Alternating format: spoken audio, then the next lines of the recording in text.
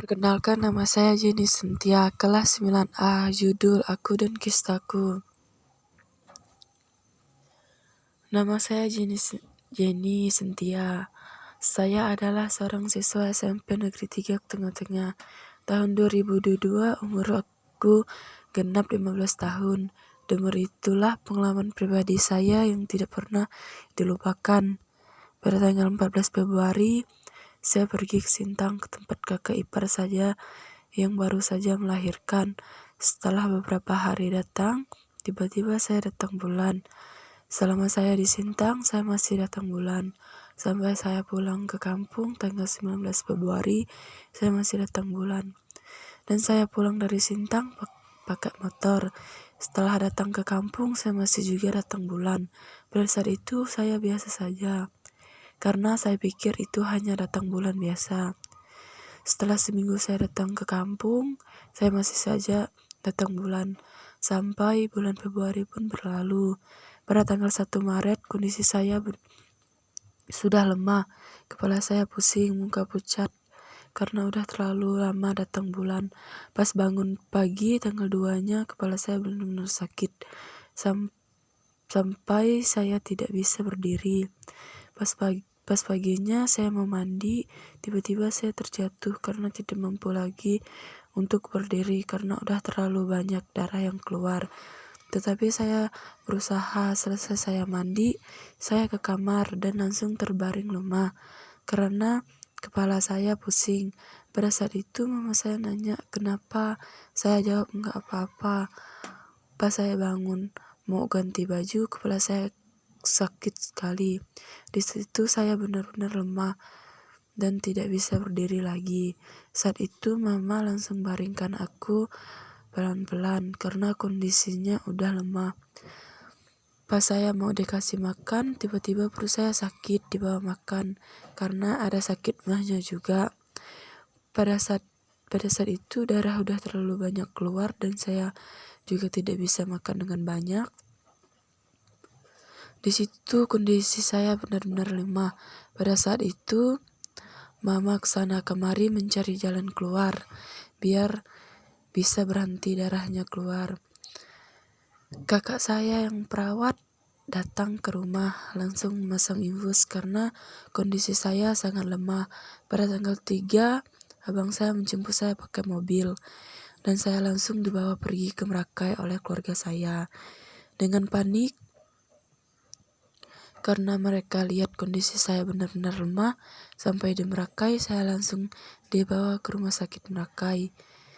Saya langsung masuk ruang IGD. Pas awal malamnya, hujan turun, dan saya langsung diperiksa oleh pihak rumah sakit. Saya hanya terbaring lemah dan tiba-tiba kedua orang tua saya dipanggil oleh pihak rumah sakit.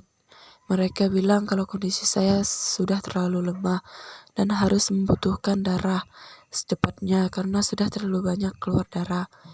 Pas hujan, jam 12 malamnya, kondisi saya drop.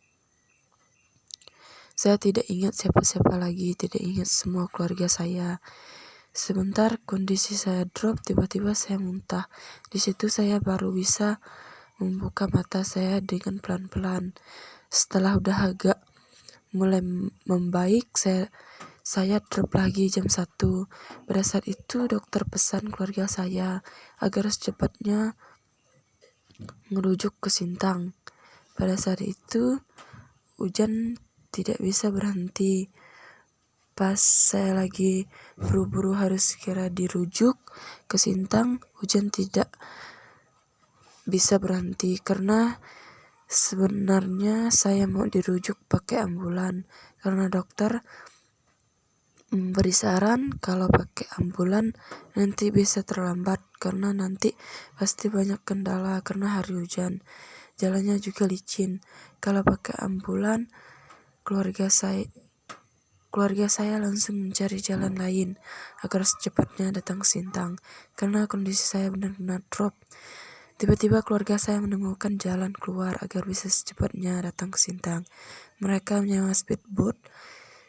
Setelah itu kami berangkat ke Sintang jam 1. Tiba-tiba di pertengahan jalan speedboatnya habis bensin Dan pada saat itu keluarga saya mulai mendayung sekuat tenaga mereka. Tiba-tiba 1 jam mendayung, kami membeli minyak dan sudah kembali membeli minyak. Di situ saya tidak ingat apa-apa karena udah terlalu lemah, kehabisan darah. Jam 5 pagi kami datang ke rumah sakit rujukan Sintang. Pas datang, saya sadar dan terbangun. Pada saat itu saya dijemput ambulans. Setelah saya masuk ambulans, saya langsung dibawa ke rumah sakit. Saya langsung masuk ruang IGD. Pada saat itu dokter datang memberitahu kepada saya harus dirawat dan memerlukan donoran darah karena darah yang udah terlalu banyak keluar, dan dokter bilang darah yang saya butuhkan sebanyak 5 kantong darah. Pada saat saya dirawat, saya masuk ke ruang bedah. Pada saat itu setelah 1 hari saya dirawat di ruang bedah, saya nanya ke papa saya, kenapa semua orang yang ada di ruangan ini dioperasi semua?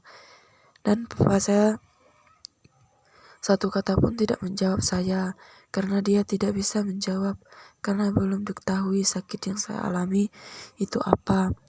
Setelah 3 hari di rumah sakit, saya dipanggil dokter untuk ke ruang periksa untuk di USG. Saya hanya ditemani kakak saya. Setelah periksa, dokter bilang penyakit yang saya alami adalah kista, dan ukuran kistanya 3,7 cm. Hampir saja dioperasi, dan kata dokter, ukuran kistanya masih bisa dipecahkan dengan obat. Tidak perlu dioperasi. Pada saat itu hatiku benar-benar lega. Meskipun ada kistanya, tapi tidak dioperasi karena masih bisa dipecahkan dengan obat. Setelah diperiksa, saya dibolehkan pulang dari pihak rumah sakit. Pada saat itu saya pulang ke kampung karena harus istirahat. Seminggu kemudian saya pulang ke kampung dengan kondisi yang sehat, dan keseharian saya hanya ditemani obat karena saya minum obat yang bisa memecahkan kistanya. Setelah 3 bulan saya minum obat, saya dibawa oleh orang tua saya pergi ke Pontianak untuk memastikan kistanya masih ada atau tidak.